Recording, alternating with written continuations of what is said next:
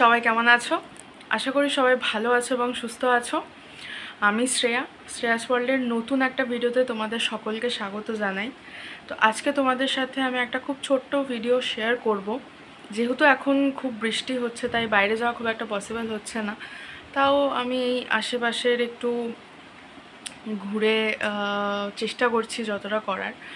তো তোমরা দেখে জানিও কেমন লাগলো। তো ভিডিওটা শুরু করা যাক। তো বৃষ্টির মধ্যেই আমি বেরিয়ে পড়েছিলাম এই মন্দিরটা যাওয়ার উদ্দেশ্যে।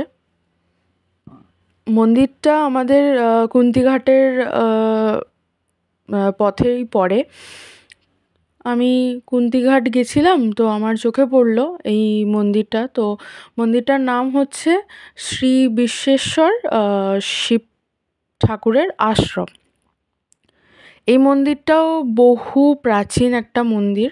মানে আমাদের ত্রিবেণী কুন্তিঘাট মিলিয়ে তো ভীষণ পুরনো মন্দির বা পুরনো জায়গা রয়েছেই, তোমরা অনেকেই জানো।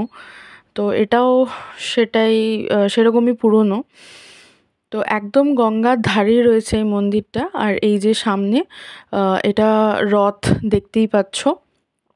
এই রথে করে আমাদের ত্রিবেণীর মানে বহু প্রাচীন যে বিখ্যাত রথটা হয়, এটাই হচ্ছে সেই রথটি। তো এটা রথের সময় বেরোয়, বাকি সব সময় এখানেই থাকে। আর এটা হচ্ছে যারা প্রতিষ্ঠা করেছে তাদের মূর্তি এখানে। ভীষণ স্যাঁতস্যাঁতে জায়গা, আর এর পিছনেই গঙ্গা রয়েছে। তো বৃষ্টি হচ্ছিল, আমার বাড়ি আসার তাড়া ছিল বলে আমি আর বেশি ঘুরতে পারিনি মন্দিরটায়। এটা হচ্ছে নাট মন্দির, মাঝখানে মায়ের একটা মূর্তি আছে, আর রয়েছে তুলসী মঞ্চ। আর ঠিক ঢুকতেই ডান দিকে তোমার একটা মনসা গাছ পড়বে, আর পড়বে শিব ঠাকুরের মন্দিরটি। এটা হচ্ছে শিব ঠাকুরের মন্দিরের গর্ভগৃহ।